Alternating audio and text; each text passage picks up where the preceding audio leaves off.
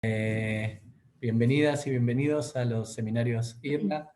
Hoy tenemos el gusto de tenerla a Anaí aquí, y Anaí está haciendo su postdoctorado en el instituto y nos va a comentar algunas cosas súper interesantes sobre la domesticación de cultivos. Su charla, así como todas las charlas de esta ronda o este espacio de seminarios, luego lo vamos a subir a YouTube y ahí tienen el link en el chat donde va a estar el seminario de Anaí, por si alguien no pudo asistir y se lo quieren reenviar, y ahí también pueden encontrar seminarios previos. Así que bueno, muchísimas gracias por asistir y gracias Anaí por la presentación. Así que bueno, lo dejo en tus manos. Bueno, gracias. Bueno, entonces, como les comentó Lucas, yo en esta ocasión les voy a contar sobre un trabajo que publicamos hace poco con Agus Sáez, Caro Quintero, Gaby Gleiser y Marcelo Aysen de Cotono, en el cual nosotros nos propusimos evaluar los efectos de la domesticación de especies vegetales sobre cómo las plantas interactúan con los herbívoros. El inicio de la agricultura se dio hace aproximadamente 10.000, 13.000 años atrás, y con el inicio de la agricultura se generó la oportunidad para domesticar especies tanto animales como vegetales. Los ejes que conducen la evolución de las especies domesticadas se los pueden dividir en tres, según Rubén Mila. Y por un lado tenemos la selección artificial, que es un tipo de selección consciente, intencional, mediante la cual los seres humanos eligen ciertos rasgos de las especies silvestres que son beneficiosos para su uso, y los fijan en las especies domesticadas mediante entrecruzamientos controlados. Por otra parte, dentro de los sistemas agrícolas, también ejerce la selección natural sobre la supervivencia y reproducción de las especies domesticadas, y este tipo de selección es un tipo de selección inintencional, inconsciente. Y por otra parte, también existen ciertas limitaciones en la evolución de los cultivos, que está dado por las limitaciones alométricas y fisiológicas propias de los organismos vivos, y también es un tipo de selección no buscada, inconsciente o inintencional.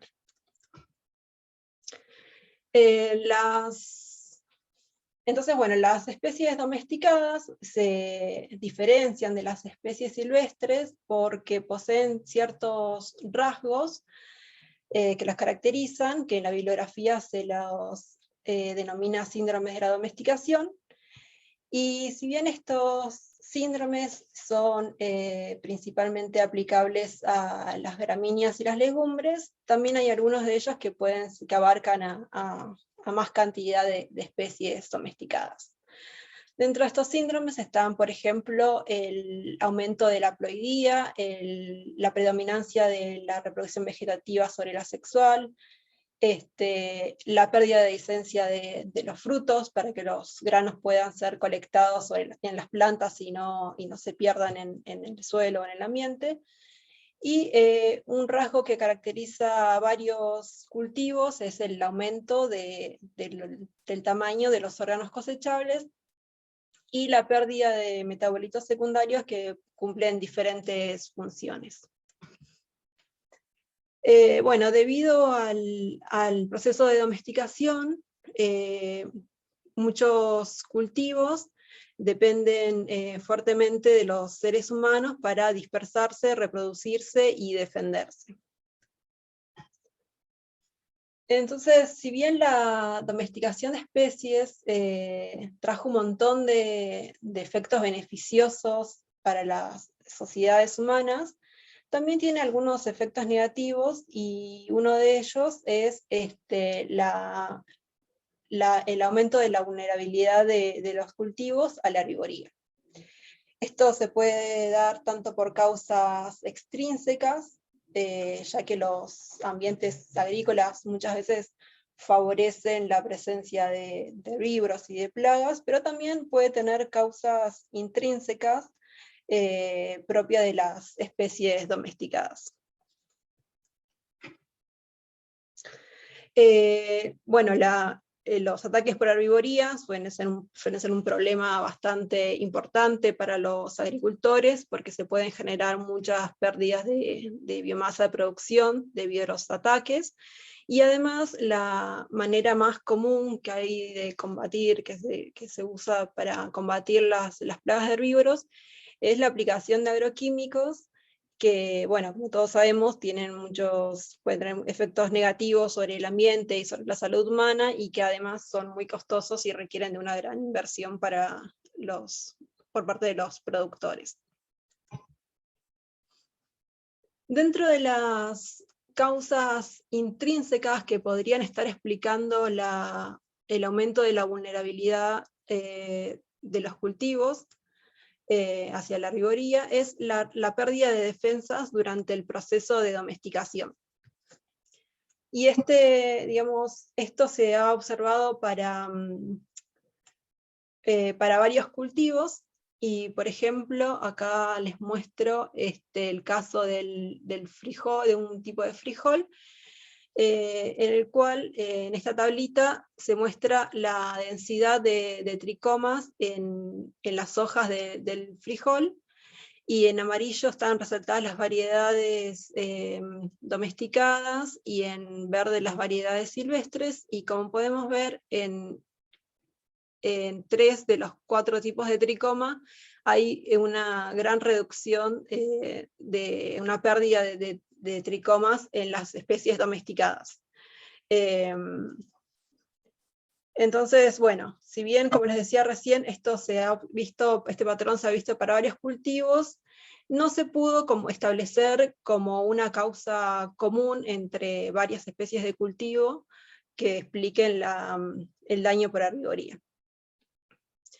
En este trabajo de Susan Whitehead y colaboradores, ellos evaluaron en un metaanálisis que incluyeron más de 70 cultivos, el daño sufrido por los cultivos y la producción de defensas. Y si miran la columna de la izquierda, podemos ver los resultados con respecto a la resistencia por herbivoría, y como se ve, el efecto overall o promedio cae a la izquierda de la línea punteada que representa el 0. Esto quiere decir que las especies domesticadas son menos resistentes que las variedades silvestres a ser atacadas por herbivoría. Esto equivale a que fueron más dañadas por herbívoros que las variedades silvestres. Sin embargo, cuando miramos la columna de la derecha, podemos ver que el efecto overall o promedio cae sobre la línea punteada del 0, que quiere decir que no hay un cambio en la producción de defensas en variedades domesticadas comparadas con sus silvestres relativos o más cercanos. Si bien hay algunas excepciones, por ejemplo, cuando se miden las defensas en los frutos sin semillas, sí se encuentra una reducción en las defensas de los cultivos que abarque a diferentes tipos de cultivos o diferentes tipos de defensas. Bueno, los mecanismos de defensa que tienen las plantas para protegerse de los herbívoros pueden clasificarse según su estructura, según su modo de actuar, y bueno, la clasificación más clásica es en físicas y químicas, pero a la vez se las puede clasificar en constitutivas, si es que forman parte de los tejidos vegetales, o inducidas, si es que solamente se producen cuando reciben un ataque por parte de los herbívoros, o una señal de ataque, entonces en ese momento se producen las defensas. A la vez se las puede clasificar en directas, que son aquellas defensas que actúan generando un efecto negativo sobre el desarrollo o digestión de los herbívoros, o pueden también tener un efecto repelente sobre los herbívoros. Y las defensas indirectas son aquellas defensas que actúan atrayendo a enemigos naturales de los herbívoros, como pueden ser los parasitoides y los predadores. Bueno, y en este gráfico de Martin Hale podemos ver esta hojita que está a la derecha, cómo es atacada por un coleóptero herbívoro. Entonces, la planta emite una señal al resto de los tejidos para que se produzcan defensas tanto directas e inducidas, que lo que hacen es evitar que el coleóptero que viene volando se acerque a la planta, y además también se emiten defensas indirectas, que lo que hacen es atraer a la avispa parasitoide y a los predadores para que combatan a los herbívoros. Y además también la planta emite señales que son recibidas por plantas vecinas, que lo reciben como una señal de alerta ante la presencia de los herbívoros. Bueno, entonces, como les contaba antes, la reducción de defensas en el proceso de domesticación ha sido como planteado por varios autores como explicación al aumento de la vulnerabilidad de los herbívoros. Sin embargo, como les mostré en el trabajo de revisión, no fue como... no se pudo establecer que sea una característica de los cultivos en general. Entonces, algunos autores han planteado explicaciones alternativas, no excluyentes, y una de ellas es que los cultivos son más preferidos por los herbívoros porque fueron seleccionados para un aumento de la calidad nutricional. Pero este rasgo no es considerado un síndrome de la domesticación, y se ha evaluado y observado para algunos cultivos, pero no se ha evaluado como un patrón general. No se conoce si es un patrón general entre varias especies o eventos de domesticación. Bueno, acá les traje para mostrarles el caso del garbanzo. En este gráfico, el eje de la izquierda muestra la concentración de triptófano, que es un aminoácido esencial, la concentración por miligramo por gramo de semilla, es decir, por unidad de masa de semilla. Y en el eje X se ve el tamaño de la semilla. Las estrellitas verdes representan a la especie silvestre del garbanzo, y los puntitos violetas vacíos y rellenos representan las variedades domesticadas del garbanzo. Y como podemos ver, los garbanzos silvestres poseen menos concentración de este aminoácido por unidad de masa de semilla.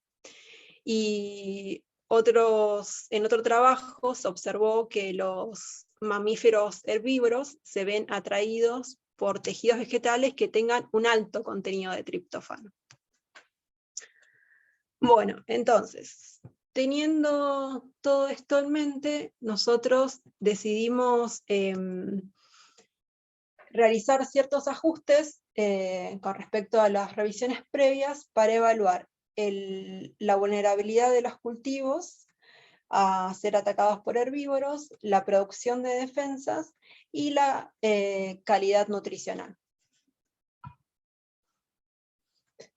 Esto lo hicimos a través de un enfoque de metaanálisis en el cual comparamos estas tres variables en especies cultivadas y en sus silvestres relativos o cercanos, para lo cual hicimos una búsqueda bibliográfica para armar nuestras bases de datos, y elegimos estudios que hayan reportado datos para cualquiera de estas tres variables en especies domesticadas y sus relativos silvestres, que fueron definidos como especies silvestres pertenecientes al mismo género de las especies domesticadas. Y bueno, dos criterios que que establecimos para nuestra búsqueda, dos criterios que para nosotros fueron bastante importantes por la información que nos daban, y además porque diferenciaron a nuestro trabajo de las revisiones previas. Y uno de estos criterios fue que solamente nos basamos o nos limitamos a cultivos que fueron seleccionados por sus frutas y semillas. Y esto lo decidimos porque pensamos que no es el mismo tipo de fuerza de selección que se ejerce, no son los mismos rasgos los que se favorecen en especies que son cultivadas por órganos vegetativos, como por ejemplo la lechuga o la papa, que los cultivos que son seleccionados por los órganos reproductivos, como las frutas y semillas. Y por otra parte, otro de los criterios que para nosotros fue súper importante es que elegimos estudios que hayan evaluado domesticados y silvestres creciendo sobre las mismas condiciones ambientales. Entonces, esto lo que nos permitió es, como estas variables pueden ser afectadas por variables externas, este criterio nos permitió disminuir el efecto de estas variables y poder adjudicar nuestros resultados a diferencias intrínsecas que puede haber entre variedades domesticadas y silvestres. Sin embargo, lamentablemente este criterio no pudo ser aplicado en la base de datos de calidad nutricional, porque había pocos estudios que cumplían este criterio. Entonces nosotros decidimos ser más flexibles en la construcción de esta base de datos. Sin embargo, tuvimos en cuenta esta condición en el análisis de datos. Bueno, nuestra base de datos de daño estuvo conformada por estudios que hayan estimado el daño. Pueden haberlo estimado de diferentes maneras, y dentro de esos estimadores estaban la biomasa consumida, la tasa de daño, la abundancia del herbívoro, desempeño del herbívoro y preferencia. En nuestra base de datos de defensas incluimos defensas de todos los tipos, y también algo novedoso que distinguió nuestro trabajo de los anteriores es que nosotros incluimos las defensas inducidas e indirectas que no habían sido evaluadas antes. Y la base de datos de contenido nutricional estuvo conformada por estudios que hayan evaluado componentes que nosotros consideramos que pueden tener un efecto positivo sobre la nutrición de los herbívoros. En este caso, estos compuestos fueron medidos en los órganos cosechables, en los frutos o semillas, depende de la especie, y los nutrientes, estos compuestos fueron determinados por unidad de masa, y incluyeron micro y macronutrientes, proteínas y aminoácidos, vitaminas, carbohidratos y lípidos. Entonces, como les comentaba recién, nosotros armamos 3 bases de datos independientes, una para cada variable, y por lo tanto construimos 3 modelos independientes.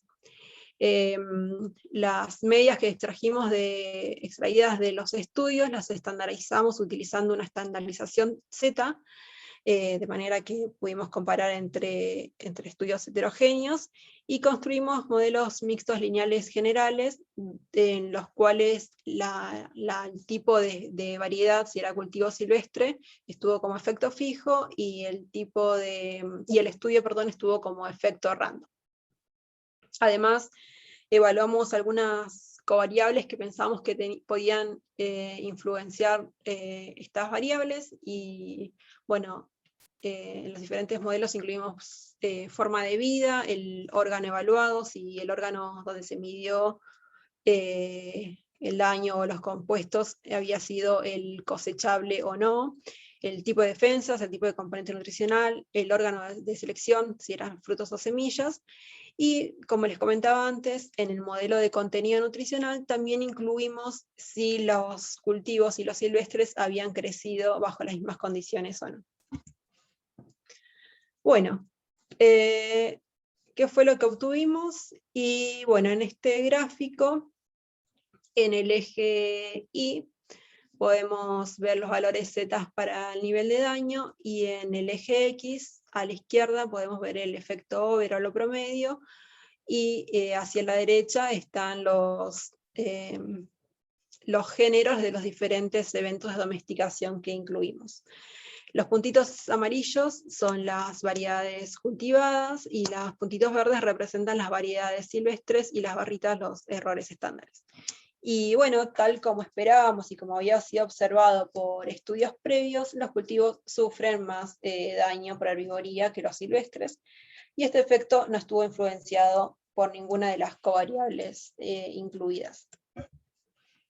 Con respecto a las defensas, efectivamente, tal como esperábamos, pudimos observar que el efecto de la domesticación sobre la producción de defensas fue negativo, es decir, que los cultivos producen menos defensas que las variedades silvestres, y este efecto tampoco estuvo influenciado por ninguna de las covariables que incluimos, y además todos los tipos de defensas estuvieron afectadas. Sin embargo, cuando comparamos entre defensas directas e indirectas, observamos que las defensas indirectas, que son las que actúan atrayendo enemigos naturales, fueron más influenciadas, o sí, sufrieron mayor pérdida que las defensas directas. Y bueno, y con respecto a calidad nutricional, contrario a lo que esperábamos, a lo que habíamos propuesto en nuestras predicciones, las variedades silvestres producen tejidos con mayor contenido nutricional que las variedades de cultivo. Bueno, si bien hay algunas excepciones, este efecto fue significativo y fue bastante consistente. Además, este efecto tampoco estuvo influenciado por las covariables medidas, y los estudios que evaluaron variedades, cultivos y silvestre bajo las mismas condiciones tuvieron el mismo efecto que los que evaluaron variedades de cultivo y silvestre bajo diferentes condiciones. O sea que las variables ambientales en este caso tampoco tampoco ejercieron algún tipo de influencia. Bueno, entonces, como resumen de nuestros resultados, efectivamente los cultivos son más susceptibles a ser atacados por los herbívoros que las variedades cercanas silvestres, y bueno, tal como esperábamos, pudimos demostrar que las variedades silvestres poseen mayor producción de defensas que las variedades de cultivo, lo cual podría estar explicando, al menos en parte, el daño en cultivos. Y contrario a lo que esperábamos, los silvestres poseen tejidos con mayor contenido nutricional que los cultivos, lo cual, si bien es opuesto a lo que esperábamos, igualmente podría estar influyendo sobre el daño en los cultivos. Bueno, entonces, como les mencionaba al inicio, durante la evolución de los cultivos ejercen tipos de selección intencionales, conscientes, y además tipos de selección inintencionales, no buscadas. Y las causas de la susceptibilidad de los cultivos podría estar explicada por cualquiera de estos mecanismos que moldean la domesticación de las especies.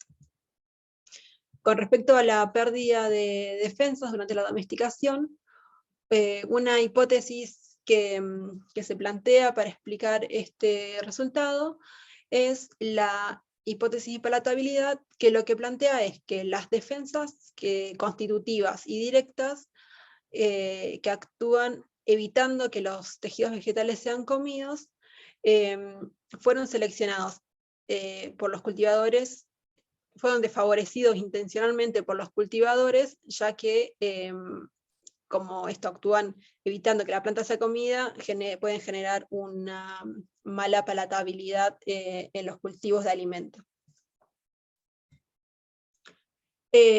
Otra de las hipótesis es la del trade-off, que lo que plantea es que las plantas tienen una disponibilidad limitada de recursos que tienen que distribuir en sus diferentes funciones, que acá están resumidas en crecimiento, reproducción y defensas, y como las variedades de cultivo son seleccionadas para que tengan tasas de crecimiento más alto y que además produzcan órganos cosechables de mayor tamaño, que en este caso los órganos cosechables fueron los órganos reproductivos, ya sean los frutos como las semillas.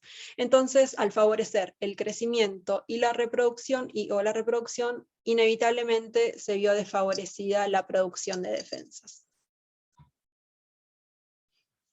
Bueno, si bien estas hipótesis pueden explicar la pérdida de algunos tipos de defensas, no son muy aplicables a la pérdida de defensas indirectas, porque, como les decía antes, las defensas indirectas no actúan evitando que las plantas sean comidas, sino que lo que hacen es atraer a los enemigos naturales, por lo tanto no se espera que generen una poca palatabilidad en las especies en los cultivos, por lo tanto la hipótesis de palatabilidad no explicaría muy bien su pérdida. Y con respecto a la hipótesis del trade-off, tampoco es muy aplicable porque las defensas indirectas generalmente son volátiles orgánicos que solamente se producen en el momento de ataque, generalmente, no siempre, y generalmente estos son moléculas de bajo peso molecular, por lo cual no requieren de gran inversión de recursos para su producción. Entonces tampoco afectaría las funciones de crecimiento y reproducción.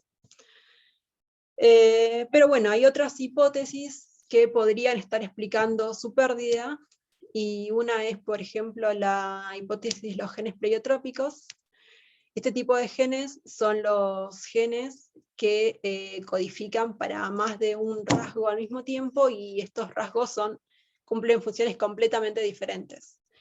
Entonces, si uno de estos rasgos fue blanco de eliminación durante la selección artificial, se puede haber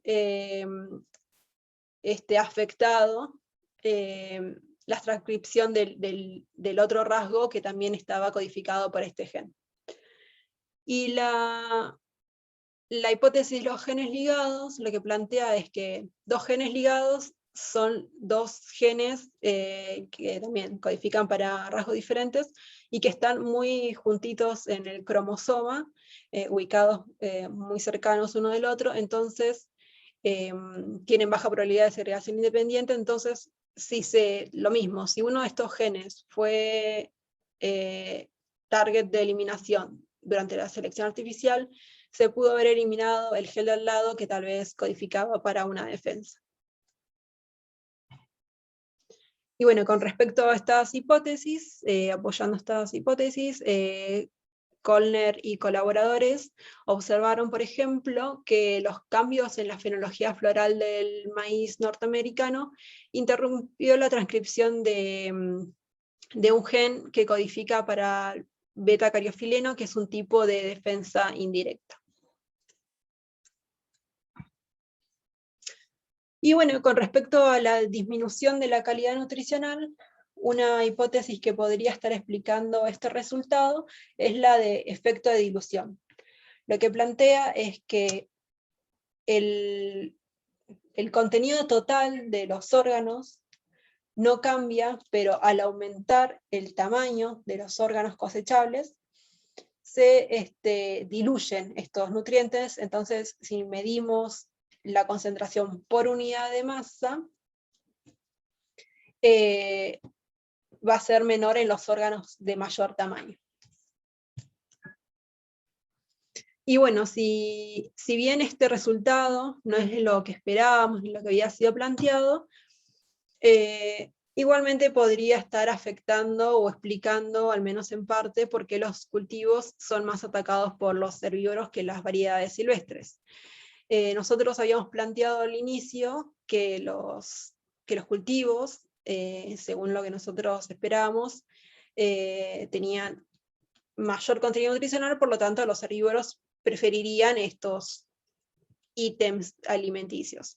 Sin embargo, muchas veces se observó que cuando los herbívoros, o muchos herbívoros, cuando se encuentran frente a una fuente de alimento de baja calidad nutricional, lo que hacen es aumentar la biomasa consumida para poder alcanzar todos digamos, los nutrientes que requieren. Por lo tanto, la baja calidad nutricional de los cultivos podría estar favoreciendo el aumento del consumo de los tejidos.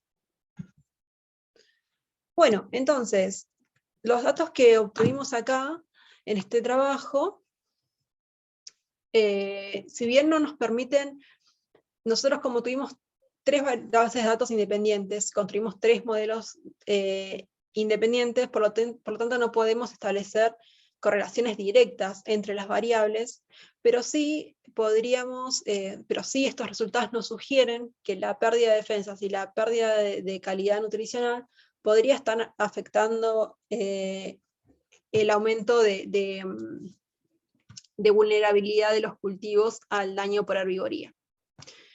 Pero bueno, también obviamente existen otros rasgos que fueron modificados durante la domesticación que pueden estar ejerciendo un efecto sobre la vulnerabilidad, y por ejemplo hay muchos rasgos que otorgan propiedades organolépticas a los cultivos de alimentos que fueron beneficiados por la selección artificial, y que, bueno, que pueden estos rasgos generar más atracción para los humanos, pero también para los herbívoros. Pero bueno, para poder como terminar de entender cuál es,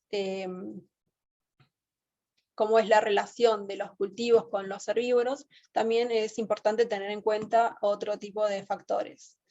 Por ejemplo, si los herbívoros son especialistas o generalistas, o como plantea Yolanda Chen, muchos cultivos son cultivados lejos de su lugar de origen biogeográfico, entonces se enfrentan a ensambles de herbívoros diferentes a los cuales con los cuales ellos coevolucionaron. Entonces no están preparadas o adaptados los cultivos para defenderse de estos herbívoros.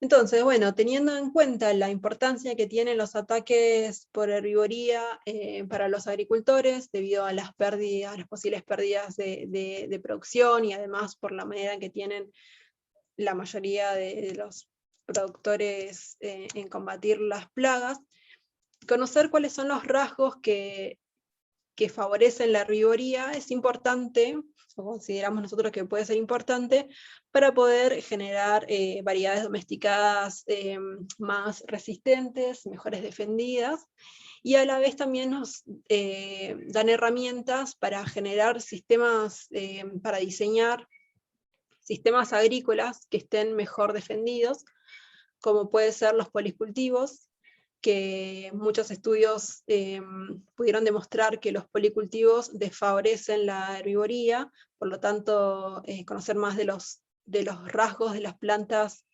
involucradas en la atracción de herbívoros, por ahí nos sirve para construir, digamos, policultivos más eficientes en la disminución de herbivoría, por ejemplo. Bueno, y eso es todo lo que tenía para contarles. Muchas gracias por su atención. Espero que les haya resultado interesante y espero sus preguntas.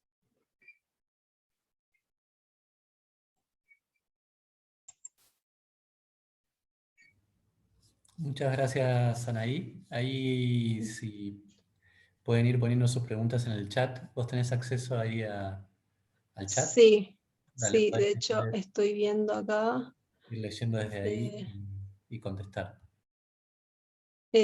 Bueno, la pregunta es de Pablo. No recuerdo si entre las coreas incluyó el estudio. Que estos lugares bueno. No, Pablo, nosotros no tuvimos en cuenta esto al origen del herbívoro y al origen de los cultivos, pero sí, como mencionaba en la discusión, es planteado, digamos, como un factor importante a tener en cuenta en el daño o en la vulnerabilidad de las plantas, ¿no?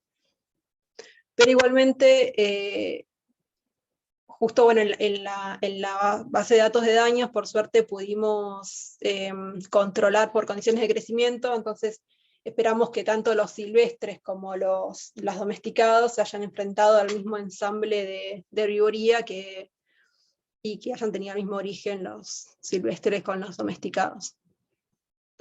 El efecto de dilución es una hipótesis o está comprobado.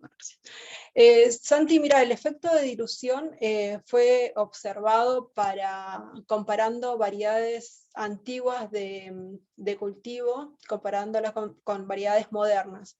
Y ahí sí se comprobó que a medida que fueron evolucionando las especies domesticadas, se fue aumentando el tamaño y fue disminuyendo la concentración de nutrientes. Pregunta de Diego sobre las métricas de escala. Varía mucho entre estudios, características como el tamaño de la planta o la proporción en la masa de estructuras reproductivas vegetativas. Varió mucho entre estudios. Sí, varió mucho entre estudios porque, por ejemplo, como les mostraba en la metodología, había, por ejemplo, para la base de datos de daños, algunos estudios habían evaluado preferencia y otros capaz que tasa de daño o número de larvas. Entonces, bueno, sí, varió bastante. La mayoría de los herbívoros casi siempre fueron insectos, creo que había un estudio con mamíferos, pero bueno, por eso nosotros utilizamos esta estandarización para poder comparar entre esa heterogeneidad de mediciones. Sí, totalmente. La característica, perdón, no leí la pregunta. Las características como el tamaño de la planta, la proporción en la masa de estructuras reproductivas vegetativas podría influir estos efectos. Sí, claro, o sea, como les comentaba, no sé, en la hipótesis del trade-off, que plantea que al favorecer, por ejemplo, la tasa de crecimiento o el tamaño de los órganos cosechables, digamos, de manera no intencional, se influyó sobre otros rasgos de las plantas, como las defensas, ¿no? Obviamente otros rasgos también pueden ser afectados. Por ejemplo, si la métrica de daño fuera relativa a la cantidad de frutos cosechados, las diferencias de tasa de daño se mantendrían. Por ejemplo, si la métrica de daño fuera relativa a la cantidad de frutos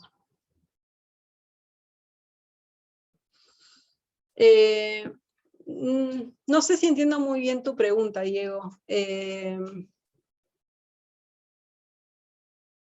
No siempre el daño fue medido igualmente en el órgano cosechable. Muchas veces fue medido en otros órganos, como por ejemplo las hojas. Creo que había pocos de raíz, creo que había muchos de hoja. Entonces, incluso capaz que el daño fue medido antes que antes de la fructificación. Pensando que un productor quizás tenga más daño vegetativo o por planta, pero siga siendo menor relativo a la cantidad de cosecha. Sí, igualmente yo creo que digamos, las pérdidas, o sea, el daño por herbivoría es un problema para los productores. Entonces, yo creo que también, por ejemplo, como les decía al final, bueno, y como estamos trabajando, Diego, es como digamos, los sistemas de policultivos son beneficiosos también porque los herbívoros tal vez no se focalizan en una única especie de plantas, sino que, digamos, pueden capaz que comer un poquitito de todas las plantas y por lo tanto el daño por especie es menor. podría ocurrir, David Vilenka, podría ocurrir que la mayor vulnerabilidad de la mayoría de los cultivos responda a la disposición espacial, agregación. Sí, totalmente, digamos, las típicas prácticas digamos, de cultivo, en las cuales se favorece esto, mucha cantidad, mucha abundancia de una especie, qué sé yo, sí, completamente creo que pueden afectar la vulnerabilidad, pero bueno, lo mismo, por suerte, en lo que les decía recién, en la base de datos de daño, nosotros pudimos eliminar o disminuir el efecto de las variables externas, porque las condiciones de crecimiento de silvestre y cultivos eran las mismas. Entonces, obviamente puede influir, pero ese efecto en este estudio está eliminado, por así decirlo, no creo que eliminado por completo, pero sí disminuido. Y tengo otra pregunta. Silvina, ¿beneficia el hecho de dejar bordes no controlados donde haya vegetación nativa o espontánea, aun cuando cuando las considere el productor malezas? Sí, yo creo que sí. Yo creo que obviamente va a depender de las características de cada especie, digamos, de las especies que estén en los bordes, pero si estas especies, por ejemplo, aportan defensas indirectas que controlan, que atraen los enemigos naturales de los herbívoros, o bueno, ni hablar, también otras cosas que pueden aportar las especies que no son los que estamos hablando en este momento, pero obviamente también sitios de nidificación y todo eso. Pero con respecto a lo que les comenté recién, yo creo que sí, por esto de que pueden aportar defensas que hacen que el sistema en sí esté más defendido, y además también por esto de la calidad nutricional, ¿no? Si estas plantas poseen mayor calidad nutricional o aportan mayor diversidad de nutrientes, lo mismo, pueden como diluir el efecto del daño de los herbívoros que se distribuya en las diferentes especies. Muchas gracias por la charla. ¿Encontrar algún patrón, tendencia, agrupamiento taxonómico en cuanto al tamaño de los efectos? Bueno, mira, acá ya no se los mostré, pero Gaby Glaser hizo la filogenia de los cultivos que evaluamos, y evaluó, estimó si había algún efecto filogenético, y no encontró, digamos, ningún efecto de la filogenia en nuestra base de datos. Igualmente, algo que no les dije, pero la mayoría de nuestros trabajos, de los estudios que encontramos, evaluaron el daño en especies pertenecientes a la familia Poaceae, Fabaceae, algunos Solanaceae, bueno, había Solanaceae y algunas otras pocas familias, o sea, las otras familias estaban menos representadas, como que predominaban un bajo número de familias en nuestra base de datos, que bueno, básicamente fue así porque fue lo que encontramos, y bueno, así que ahí como que estaría un poco limitada nuestra base de datos en las conclusiones que tal vez podemos sacar, pero sin embargo estas familias justas son las que tienen el mayor número de especies domesticadas, así que también son bastante representativas de los cultivos en general. Y no tengo más preguntas. Silvina dice gracias. Gracias, Silvina, por escuchar la charla. Bueno, Ani, genial, un montón de preguntas. Sí, muchas gracias. Así que, bueno, muchísimas gracias y ahí seguimos en contacto. Dale, buenísimo. Gracias a todos. Hasta luego. Gracias, Diego.